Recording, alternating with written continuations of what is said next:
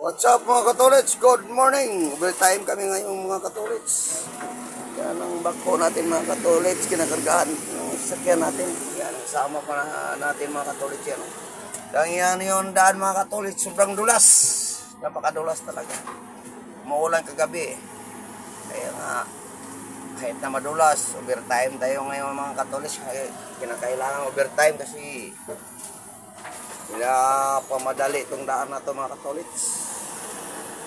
Dami pang project yung amo natin mga katolits. Tatlo kami ngayon mga katolits. Yung isa no, papunta pa dito mga katolits. Kita nyo yung ilaw. Gabi-gabi pa. Alas 3 pa ng madaling araw ngayon mga katolits. Kahit na ano, kayod tayo mga katolits dahil nakailangan eh. Okay, larga na tayo mga katolits. Nagdaan mga katolits. Putik. Sobrang dulas pa. Oh, daan nyo mga katolits, yung daan na yan. Sobrang dulas oh. Madulas talaga. Oh, kita nyo. Sakaya natin. Iikis-ikis talaga. Oh. Para yung ano. Parang ahas.